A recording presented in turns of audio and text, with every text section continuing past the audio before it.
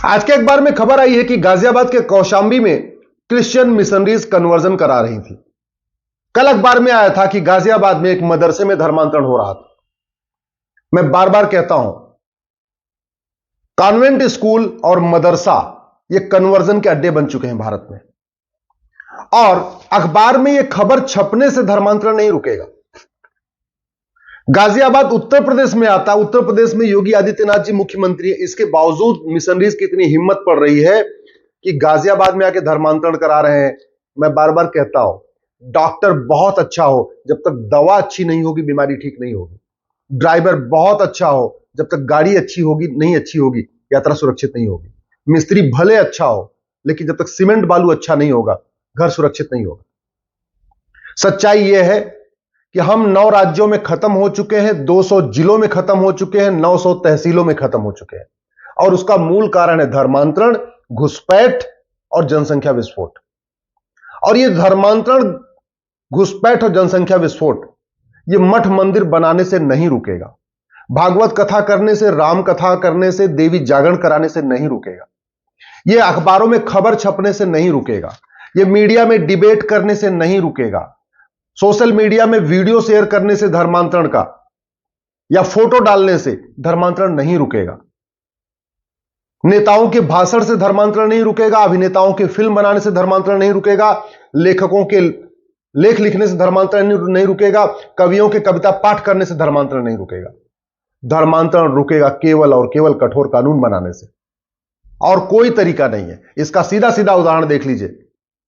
योगी जी कितने मेहनत के साथ काम करते हैं, इसके बावजूद भी गाजियाबाद जो दिल्ली से बिल्कुल सटा हुआ है, और गाजियाबाद का कौशांबी मोहल्ला जो बिल्कुल दिल्ली के आनंद विहार के बॉर्डर पे है, मतलब रोड के एक तरफ कौशांबी है, दूसरी तरफ आनंद विहार है, एक तरफ गाजियाबाद है रोड के, दूसरी तरफ दिल्ली है, वहां पे धर्मांतरण हो रहा है।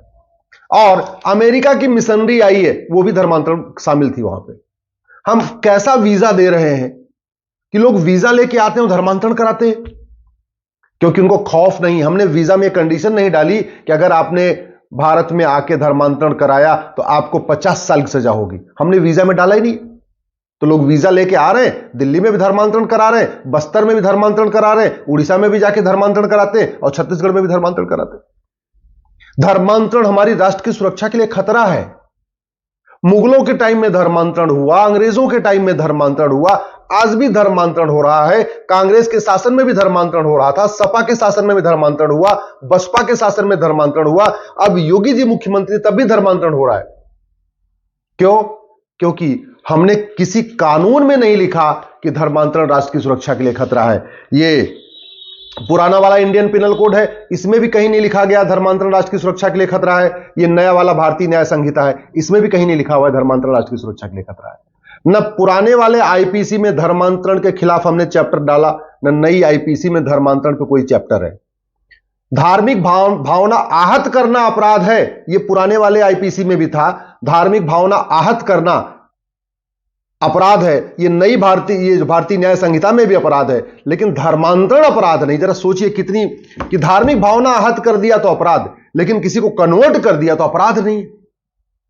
वो राज्यों पे हमने छोड़ा है, हमने उसको सेंट्रल लेवल पे डाला नहीं।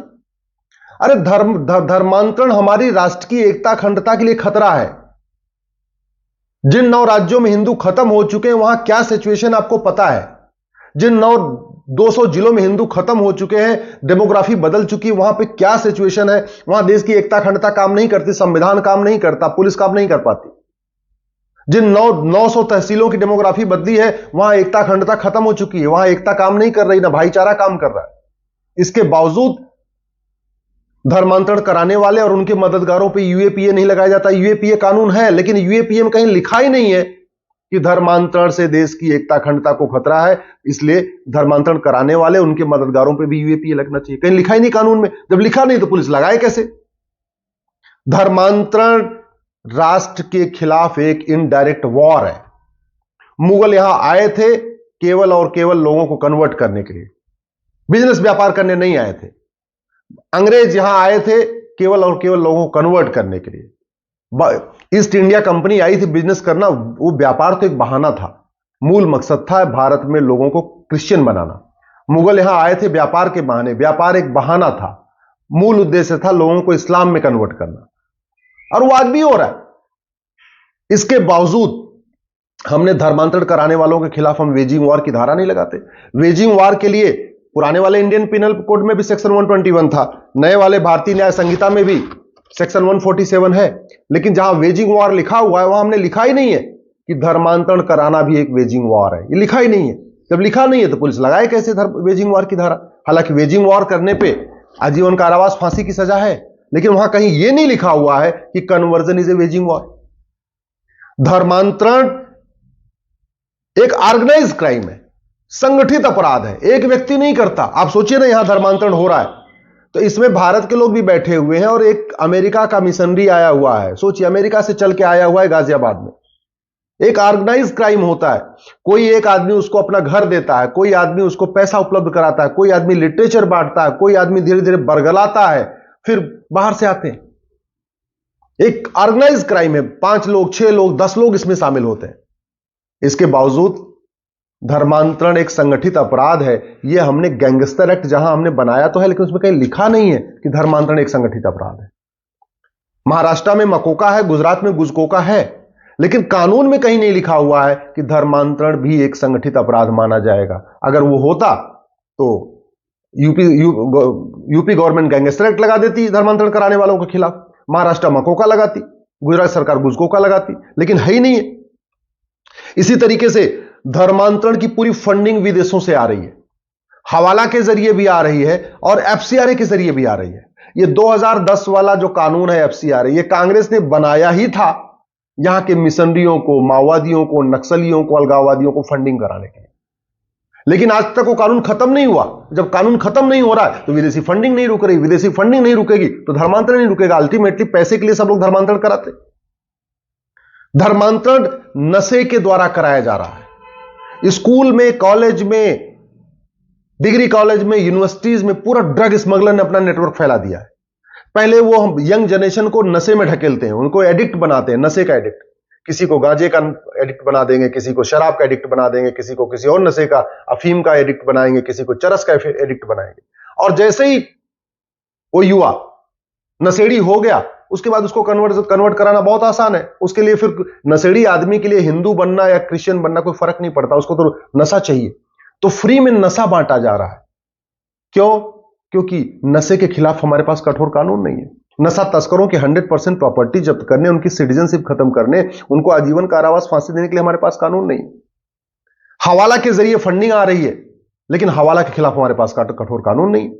हवालाबाजों की 100% प्रॉपर्टी जब्त करने, उनकी सिटीजनशिप खत्म करने और उनको आजीवन कारावास, फांसी देने के लिए हमारे पास कानून नहीं है। विदेशों से फंडिंग आ रही है, एफसीआरए हमने खत्म नहीं किया। जो लोग कन्वर्जन कराते हैं उनको और उनके मददगारों की 100% प्रॉपर्टी जब्त करने, आजीवन कारावास, फांसी देने और उनकी सिटीजनशिप खत्म करने के लिए हमारे पास कानून नहीं है। इसलिए मैं बार बार कहता हूं, अगर आपको लगता है धर्मांतरण रुकना चाहिए तो यह कहने से नहीं रुकेगा। नेताओं के भाषण देने से, अभिनेताओं के फिल्म बनाने से, लेखकों के लेख लिखने से, कवियों के कविता पाठ करने से धर्मांतरण नहीं रुकेगा। गांधीवाद की बात करने से, राष्ट्रवाद की बात करने से, अंबेडकरवाद की बात करने से, लोहियावाद की बात करने से धर्मांतरण नहीं रुकेगा। राम कथा, भागवत कथा, देवी जागरण कराने से धर्मांतरण नहीं रुकेगा। एनजीओ बनाने से धर्मांतरण नहीं रुकेगा। है, हमारे पास सब कुछ है, एक से बढ़कर एक। नेता भी हैं, अभिनेता भी हैं, लेखक भी हैं, बुद्धिजीवी भी हैं, पत्रकार भी हैं, कलमकार भी हैं, डिबेट करने वाले भी एक से बढ़कर एक हैं। बड़े बड़े भगवत कथावाचक, कृष्ण कथावाचक, राम कथावाचक, जागरण करने वाले कवि बड़े बड़े हैं। सब कुछ तो है, लेकिन जानते क्या नहीं है? कठोर कानून नहीं है। मेरी बात से सहमत हो? इस वीडियो को अधिक से अधिक शेयर करिएगा। और एक बात याद बता दूं आपको, दल गुलामी छोड़ दीजिए। आज के नेता, अभिनेता, लेखक, बुद्धिजीवी, पत्रकार, कलमकार 25 साल के बाद आपके बच्चों को बचाने नहीं आएंगे। कानून बचाएगा आपके बच्चों को, आने वाली जनरेशन को केवल कानून बचा सकता है। इसलिए धर्मांतरण कराने वालों, उनके मददगारों की 100% प्रॉपर्टी जब्त करने, उनकी नागरिकता खत्म करने और उनको आजीवन कारावास, फांसी देने के लिए कानून बनाए, कानून की मांग करिए। नहीं तो धीरे धीरे धीरे, अभी तो 9 राज्यों से खत्म हुए हैं, 200 जिलों से खत्म हुए हैं, 900 तहसीलों से खत्म हो चुके हैं। आने वाले टाइम में आप अपने शहर में भी माइनॉरिटी हो जाएंगे। ऐसे ही अपडेट और वीडियोस के लिए भारत नाथ को लाइक, शेयर और सब्सक्राइब करें। बेल आइकन दबाना ना भूलें।